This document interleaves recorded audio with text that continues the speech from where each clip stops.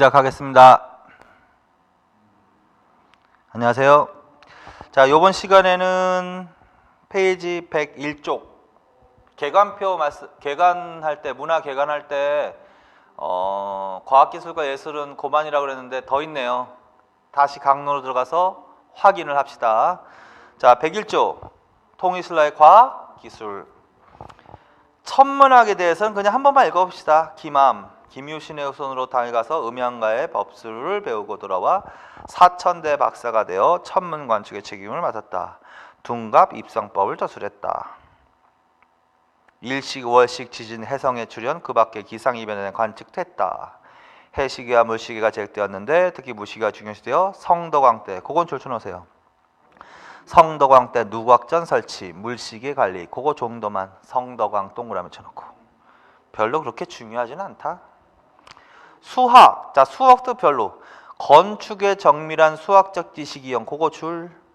그래서 삼국시대하고 남북시대를 합쳐서 고대사회라고 하는데, 고대사회에도 일단 수학이 발달했다. 근데 수학은 주로 정밀한 수학적 지식이 건축물 제작에 이용되었다. 그 문장 하나만 기억하시면 돼. 그 다음에 목판 인쇄술, 이거는 별표 쳐놔야지. 목판 인쇄술이 제작되었습니다. 어느 때? 중대. 다시 쓸까? 무열왕부터 무열왕, 그 다음에 문무왕, 그 다음에 신문왕, 그 다음에 성덕왕, 그 다음에 경덕왕, 그 다음에 해공왕. 요때가 중대라고 한다. 계속 말씀드리지만 최소한 중대하대는 기억하시라고요. 무열계가 집권하던 때다. 자, 이때에 뭐가 만들어진다? 현존 최고의 목판 인쇄물 무구정광대다란 이경, 그거 기억하셔야 된다. 별표 쳐놓고. 무구정광대다란 이경 어느 때로 추정이 된다? 경덕왕 때라고 추정이 된다. 무구정광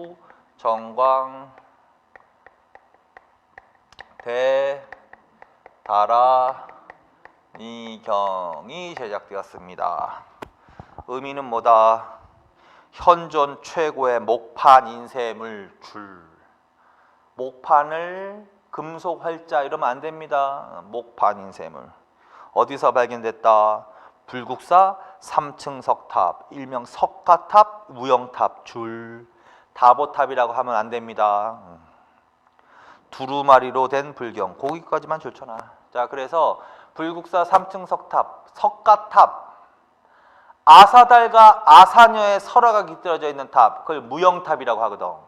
거기서 우연히 발견된 두루마리로 된 불경 하면 무구정광 대다른 이경, 현존 최고의 목판 인쇄물 경덕왕 때로 추정. 그렇게. 다음에 제주술은 그냥 읽으면 되겠고, 금속기술은 금세공 기술 발달, 줄만 가볍게. 그 다음에 종두개, 상원사종과 성덕대왕 신종. 성덕왕 때 상원사종, 의미는 현존 최고의 범종. 그 다음에 경덕왕 때 시작돼서 해공왕 때 완성되는 거 봉덕사종. 여기는 설화가 깃들어져 있다. 일명 에밀레종. 성덕대왕 신종이라고 한다. 이렇게. 그래서 그거 기억하시면 돼. 그래서 읽어봅시다. 상원사종, 성덕왕, 현존 최고, 성덕대왕 신종, 에밀레설화, 에밀레종, 봉덕사종, 경덕왕, 해공왕, 봉덕사의 안치. 그리고 표면에 새긴, 그거 연필로 줄 다 쳐놔. 표면에 새긴 비천상과 연화문의 조각이 유명하며 아연이 함유된 청동으로 주조되어 종소리가 맑고 신비하기로 유명했다. 이거 뭐에 대한 설명이다? 성덕대왕 신종에 대한 얘기다. 그래서 거기까지. 그래서 결론은 과학기술에서는요, 두 개만 기억하세요. 요거 두 개. 누구정강 대다른 이경, 그 다음에 종 두 개. 자, 그 다음에 102쪽으로 갑시다. 예술. 자, 통일신라에 더 강론으로 들어가서 이제 하는 거지. 동이신라 예술의 특징. 첫째, 무슨 문화 중심으로? 불교 미술 줄, 사실적 기쁨 줄, 생동감 줄, 조화 줄. 엄격한 균형과 조화 줄. 그래서 이게 통일신라 시대 예술의 전체적인 특징이야. 자, 그 다음에 매장풍습. 다시 확인만 하시면 된다. 자, 통일신라 시대에는 무덤 형태가 주로 뭐가 나야 된다? 굴식 돌방 무덤 줄. 자, 그래서 삼국시대 돌무지 덧널 무덤에서 굴식 돌방 무덤. 그 다음에 뭘 조각하는 게 유행한다? 12지신상 조각 유행 줄. 무슨 종교의 영역이다? 도교 줄. 12지신상이 조각된 대표적인 무덤이 뭐다? 기비유 신묘, 그 다음에 성덕대왕릉, 그 다음에 괴릉, 원성왕릉으로 추정되는 거. 그거 줄.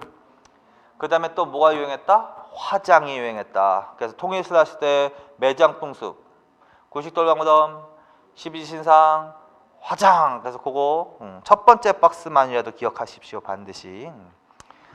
그 다음에 건축. 건축 또 아까 했지? 문무왕 때 안압지, 뛰어난 조경술 줄. 그 다음에 경덕왕 때 불국사하고 석굴암, 김대성, 세계 문화유산. 그렇게 주시면 돼.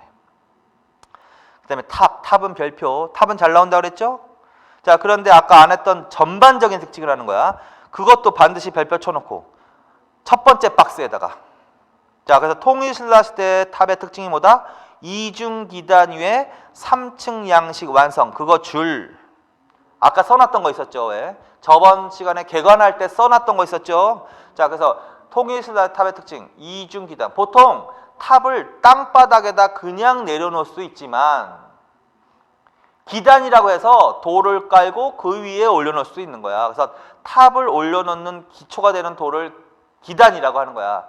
근데 기단이 두 개 있으니까 이중기단. 그래서 이중기단 위에 몇 층이라고 해야 된다? 3층 동그라미. 줄 쳐놓고 이중기단 위에 3층 동그라미. 그래서 통일신라 시대에 들어오면서 이중기단 위에 3층 석탑 양식이 완성됩니다. 그거 하나. 두 번째, 엄격한 균형과 조함이 줄. 통일신라 시대 탑은 대체적으로 균형과 조화미가 맞춰야 돼. 자연스러운 이러면 안 돼. 엄격한 균형과 조화미. 그러면 엄격한 균형과 조화를 가졌다는 것은 무엇의 영향을 받았다고 그랬지? 아까 불교? 교종의 영향이다. 그거 두 개. 그 다음에 신라하대라고 했지. 특히 신라하대는 이런 거. 탑신과 기단의 불상조각. 그거 줄. 기단과 탑 몸체에 부조로 불상을 조각해 놓은 탑. 그게 기단과 탑신의 불상 조각이야. 그건 특히 어느 때부터 유행하기 시작한다? 하대. 그거. 그 다음에 또 신라하대 뭐가 유행한다? 승탑과 탑신. 탑신은 지우고 탑비라고 하세요. 승탑과 탑비. 그래서 승탑과 탑비의 유행 뭐의 영향이다? 선종의 영향이다. 그 다음에 맨 끝에 거는 진골귀족들의 원탑 유행했다. 그건 줄만. 자, 그래서 최소한 맨 마지막 거는 모르더라도 4개는 기억하시란 말이야. 나라로 따지면 통일신라로 가는 거야. 삼국 아닙니다. 고려 아닙니다. 통일신라 시대 탑의 특징. 이중기단위의 3층 석탑 양식 완성. 두 번째, 엄격한 균형과 조화미를 갖춘 탑. 세 번째, 특히 신라하대부터 유행하는 거. 기단과 탑신의 불상을 조각해 놓은 거. 또 신라하대부터 유행하는 거. 승려의 사리를 보관하는 승타. 그래서 그거 별표 쳐놓으란 말이야.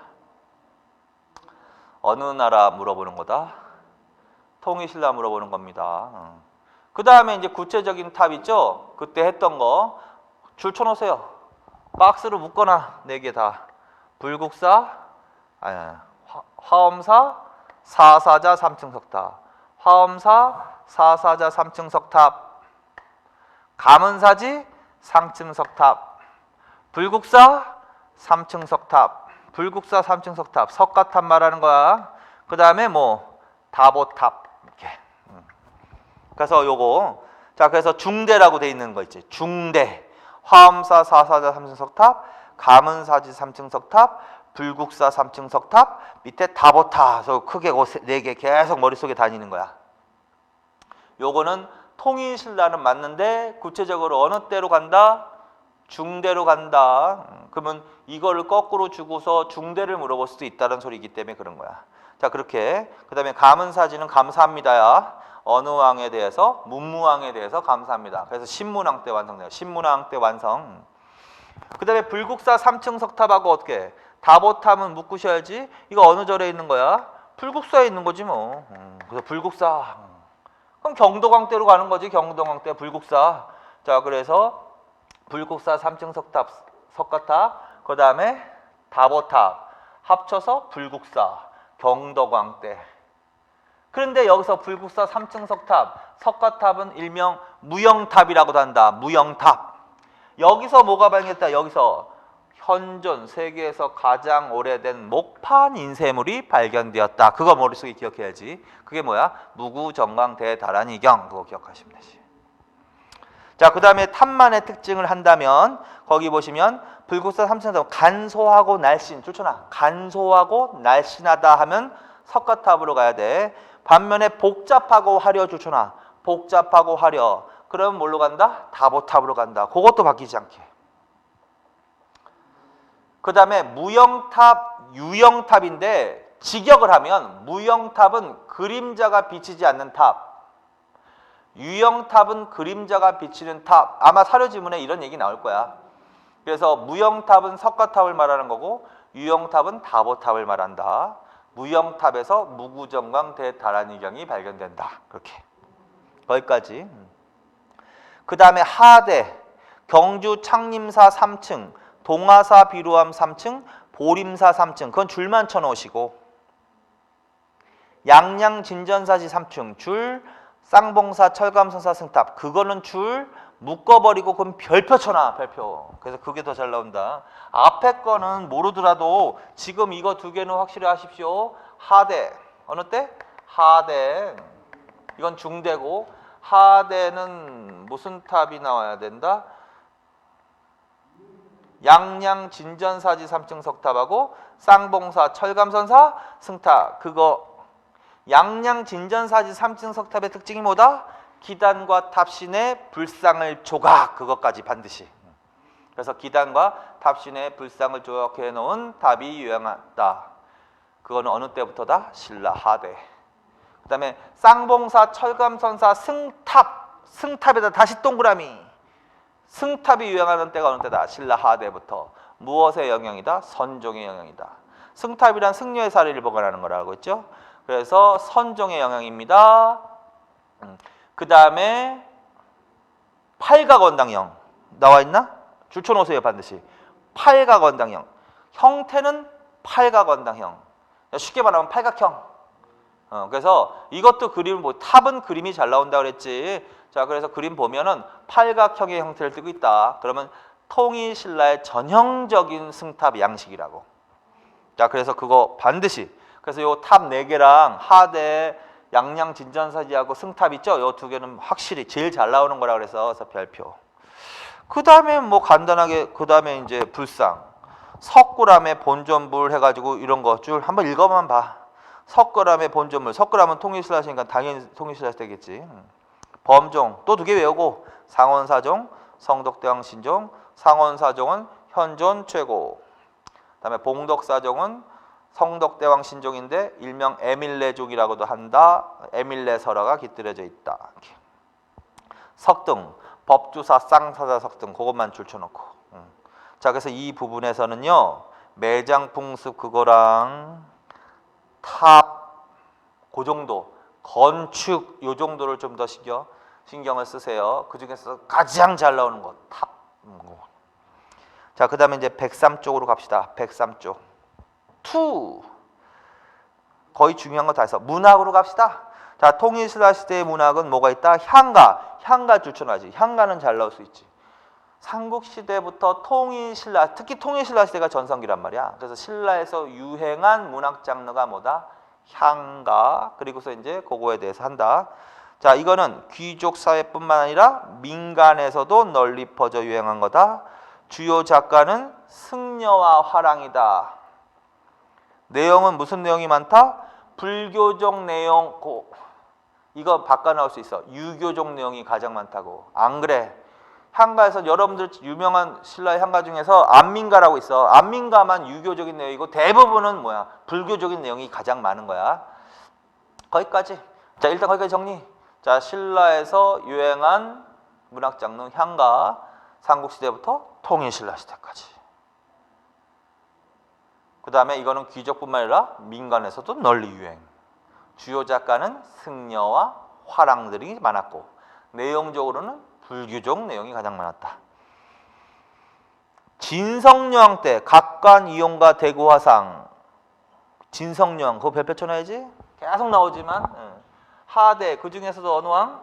진성여왕 때 진성 계속 세트로 다니라고 그랬지. 자, 진성여왕 때 뭐가 편찬이 됩니다?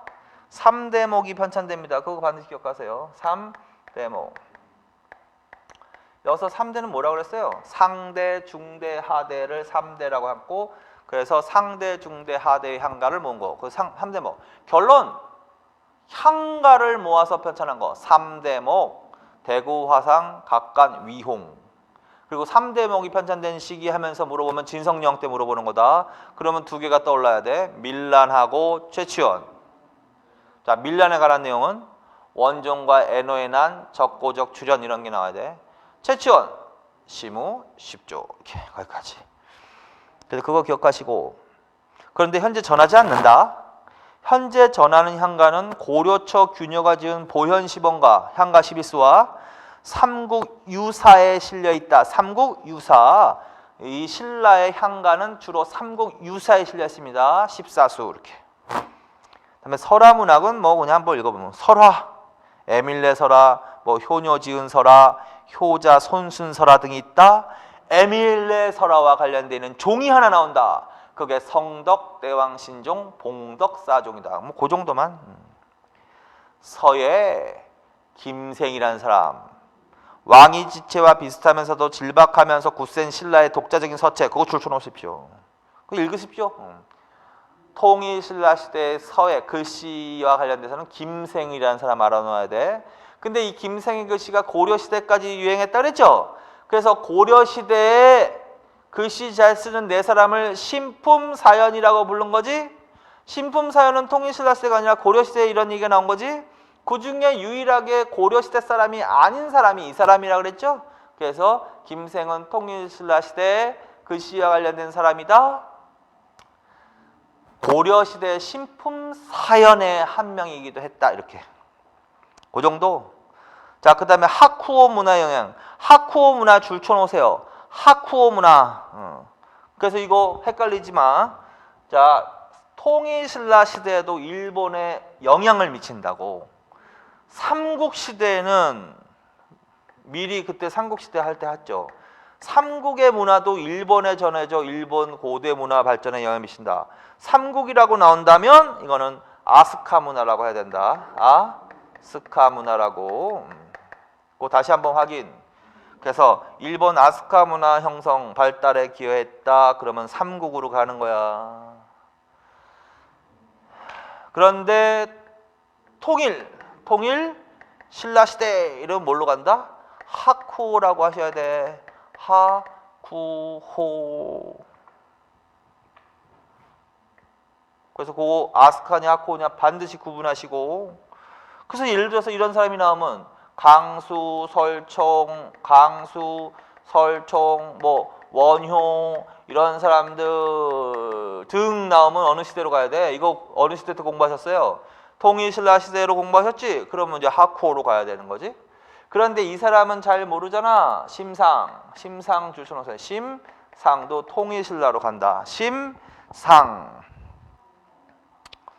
자, 그래서 거기 일본의 화엄종을 전해 일본 화엄종 발전에 기했다. 그거 줄 쳐놓으세요. 그래서 원효, 강수, 설총, 김생 등 그나마 이거 통일신라 시대네. 그러면 하쿠오로 일단 가셔야 된다. 그 다음에 심상은 조심해서 읽어야 돼. 화엄종이 나왔다고 무조건 의상으로 가면 안 돼. 당의 지형으로부터 수확하고 귀국하여 문무왕 때 영주 부석사를 설치하고 해동 화엄종의 시조가 되었습니다. 그러면 의상이지만 화엄종을 지금 일본에 전했다 그랬잖아. 그래서 일본 화엄종 발전에 기했다. 그럼 누구로 간다? 심상으로 갑니다. 심상에다 동그라미. 여기까지. 자, 그래서 이제 이런 식으로 정리를 하시면 된다. 그 다음에 밑에 유네스코 선정, 요게 이제 어느 시대나 뭐 꼭 이 시대에 안 하고 뭐 전체적으로 뭐 고려가 됐던 조선이 됐던 나올 수 있는데 요걸 한번 정리하는 거야. 그리고 요거 구체적인 설명은 부록으로 이 책 맨 뒤에 실었으니까 한 번은 읽어보세요. 대충 상식 겸 해가지고. 근데 이제 요약만 한 거지. 자, 유네스코, 세계 유네스코에서 보존할 가치가 있는 문화재를 이렇게 보존하는 거야. 세계 문화유산, 뭐 기록유산, 뭐 무형유산 해가지고. 그래서 한 번씩만 대충 읽으면 유네스코 세계 문화유산. 세계 문화유산은 주로 부동산이지. 부동산. 주로 건물들이죠. 건물들 주로. 그거를 세계 문화유산으로 지정을 하는 거거든. 근데 그 중에서 우리나라 문화재 중에서 세계 문화유산으로 지정된 게 뭐가 있다? 읽으면 석굴암과 불국사. 이거는 뭐 통일신라세 때 건축물로 공부하신 거죠? 석굴암과 불국사. 그 다음에 해인사 장경판전. 간략간략하게만 합시다. 해인사 장경판전은 뭐 해인사는 아시죠? 해인사에서 뭐를 보관하고 있지?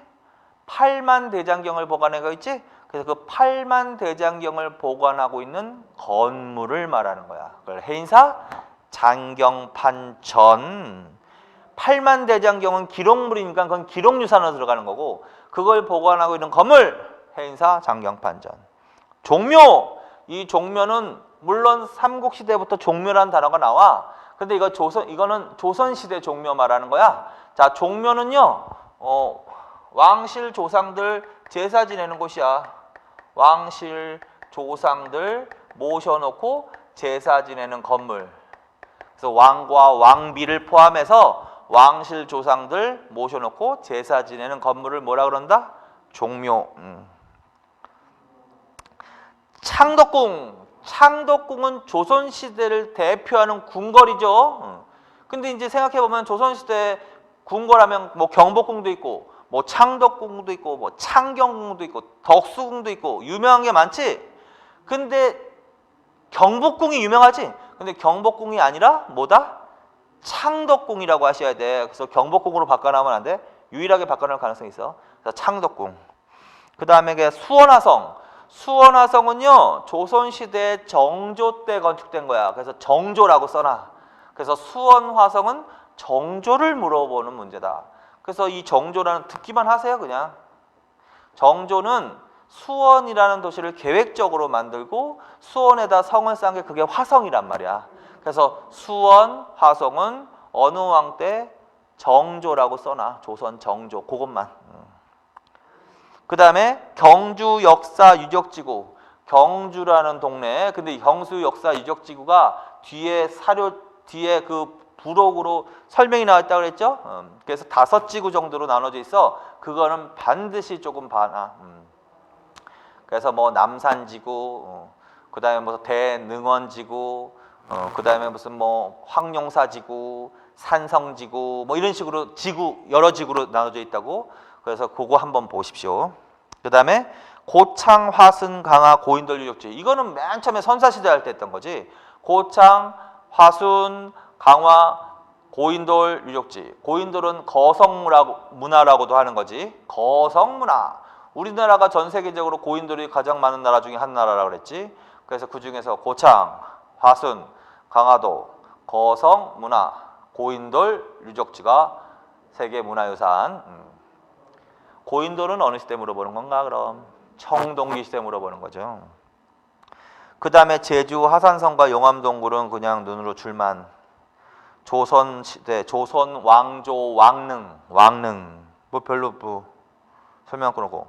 한국의 역사마을 안동 하회마을과 경주 양동마을 그거 주소. 이건 뭐 한옥마을이지. 그래서 안동 하회마을과 경주 양동마을. 그 다음에 남한산성 백제 역사 유적지. 이게 가장 최근에 된 거지. 백제, 역사, 유적, 지구. 동네는 거기다 그렇게만 써놔. 공주, 부여, 익산 이렇게 동네. 그리고 부록을 읽으세요 반드시. 그래서 공주에 있는 거 몇 개, 부여에 있는 거 몇 개, 익산에 있는 거 몇 개 해가지고 총 8개가 세계 문화유산으로 지정된 거야. 그래서 한번 읽어봐. 그 다음에 유네스코 선정 세계 기록물. 이건 기록물이겠지 뭐. 기록물. 뭐가 있다? 훈민정음 해례본. 훈민정음 이건 세종 때 뭐 다 아는 거죠. 조선왕조 실록, 역사서 실록. 그 다음에 직지심체요절. 거기다가는 의미가 좀 있지 이거는. 현존 최고 금속 활자로 찍어낸 인쇄물이야. 그래서 지금은 개요. 그리고 반드시 좀 읽어놓고 이거는 이제 수업할 때도 이런 게 나올 거야. 현존하는 가장 세계에서 오래된 금속 활자 인쇄물이 뭐다? 직지심체요절이다. 그런 의미가 있다. 근데 이게 어디에 보관되어 있냐면 프랑스에 보관되어 있다. 프랑스에 보관되어 있다. 프랑스 국립도서관에 보관되어 있어. 간경이는 프랑스 공사가 수집해 간 걸로 알려져 있어. 이렇게. 그래서 가끔가다 이제 나중에 이거 한번 말씀드릴 텐데 프랑스에 그동안 이제 의궤라는 게 보관돼 있었거든. 조선왕조 의궤. 그거는 약탈 문화재였거든요. 그래서 이 지금 직지심체요절하고 의궤가 프랑스에 보관돼 있었는데 이거를 주면서 직지심체요를 주면서 병인양요 때 약탈돼 갔다 이렇게 나온단 말이야. 그건 아니다. 이거는 프랑스 공사가 수집해 간 것으로 보인다. 그래서 개념 직지심체요절 현존 최고의 금속 인쇄물 이렇게. 그 다음에 조선왕조 의궤. 의궤에다가 써놔. 의궤에다 동그라미 쳐놓고. 조선왕조 의궤는요 나중에 더하고 조선왕조 의궤도 프랑스에 보관돼 있었어. 근데 그게 바로 1866년 병인 양요 때 프랑스가 약탈해 간 문화재였다. 약탈 이렇게.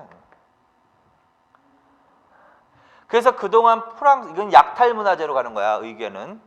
그래서 그동안 이 의궤를 반환시켜야 된다라는 이야기가 계속 있었어. 그래서 프랑스와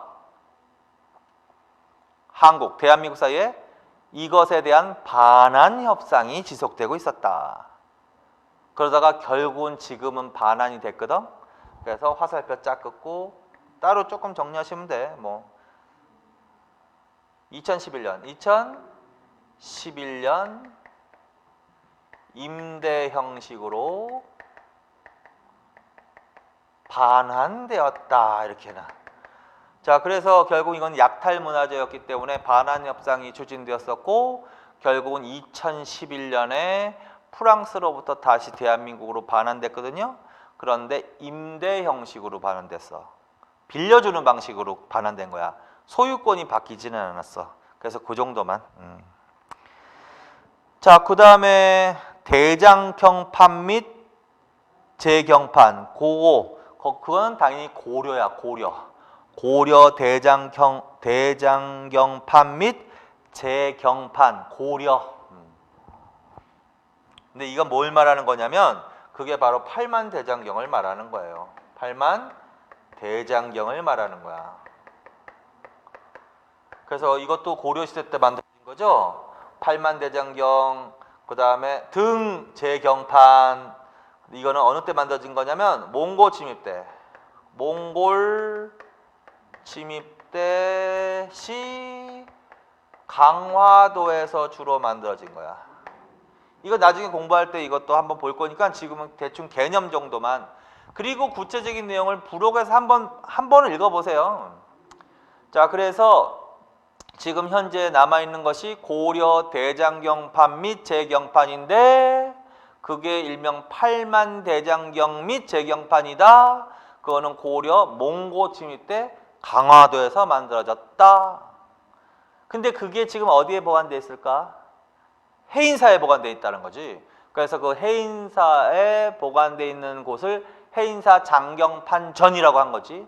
그래서 그 건물은 장경판전은 세계 문화유산이고 부동산이니까 이건 기록물이니까 기록유산 이렇게 얘기하는 거지. 그 다음에 동의보감. 동의보감은 뭐 굉장히 유명한 의서죠. 허준 광해군.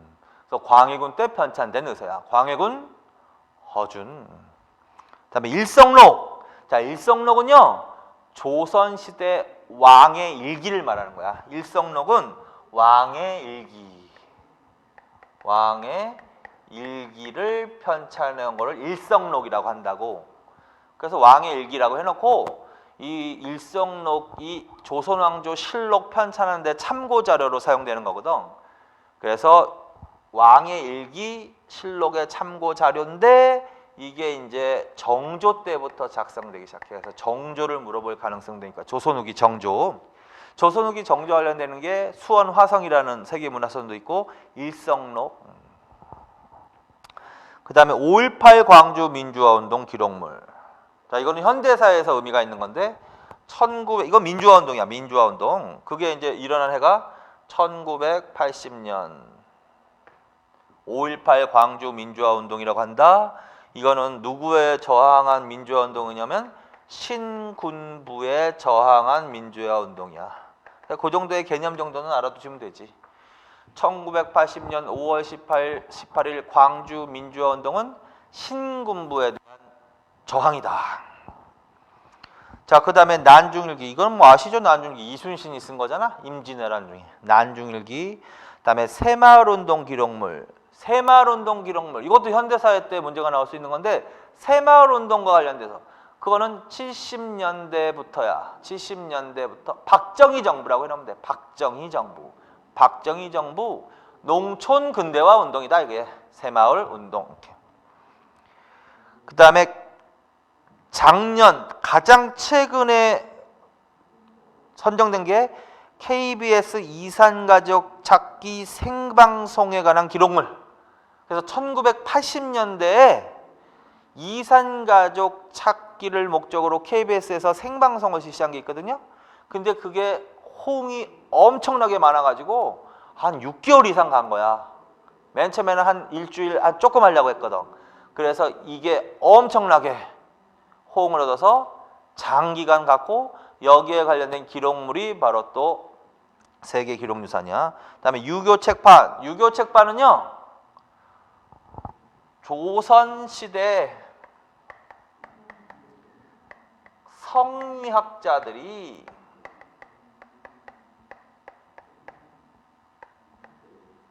서적을 편찬하기 위해서 편찬 목적으로 만든 목판이야. 목판. 그래서 이걸 유교 책판이라고. 이거는 국가에서 만든 게 아니라 민간 사회에서 성리학자들이 유교 서적을 출판하기 위해서 만든 목판. 이거를 유교 책판이라고 한다. 그래서 KBS 이산가족 찾기 생방송 기록물하고 유교 책판이 가장 최근에 등재된 거다. 그래서 대충 개념 정도는 지금 말씀드린 거야. 더 자세하게는 한번 읽어봐야 돼. 끝에서 읽어보시고요. 가끔가다 구체적인 내용까지 물어보는 거는 가끔가다 뭐 7급 정도에서는 나올까. 구체적인 내용까지는 그렇게 자주는 안 나오고 그냥 단순하게 문화유산, 기록유산인 것은 아닌 것은 이렇게 물어볼 가능성이 있는 거고. 그리고 이 정도의 기본적인 개념은 나온단 말이야. 그리고 작년에 지방직에서 그 경주 역사 유적지구에 관련된 문제가 하나 나왔단 말이야. 그래서 반드시 읽어보라고. 그래서 백제 역사 유적지구, 그것도 경주 역사 유적지구에 관한 문제는 작년에 나왔으니까 물론 또 나올 수도 있겠지만 백제 역사 유적지구에 관한 문제가 가장 최근에 전정됐으니까 그게 나올 가능성이 있는 거야. 그래서 아까 어느 도시에 있는 문화재라고 공주, 부여, 익산 총 8개거든. 그래서 반드시 부록에서 읽어보세요. 그거 다 줄쳐놓고.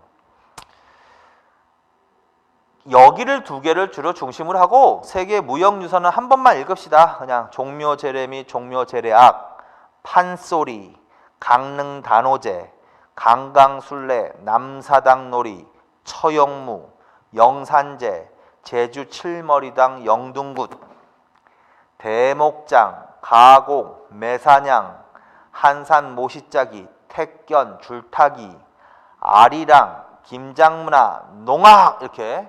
자, 그래서 제일 잘 나오는 거는 세계 문화유산이고요. 그 다음에 두 번째로 나오는 건 세계 기록유산이니까 그 두 개를 중심으로 좀 봅시다. 그리고 요거 하는 도중에 이게 문화재도 있기 때문에 역사 앞으로 공부할 때 이런 것들이 막 튀어나온단 말이야. 그때 다시 한번 확인하시고 최종적으로는 그 뒤에 부록으로 설명이 나왔는데 그냥 외운다 생각하지 마시고 그냥 한번 쭉 읽어보시고 그래도 그 중에서 조금 외울 만한 게 있다 그러면 그때 줄을 좀 쳐놓으시면 된다. 여기까지. 자, 그래서 여기까지 해서 통일신라 시대 문화까지 해서 마친 겁니다. 다음 시간에 이제 발해로 들어가겠습니다. 수고하셨습니다.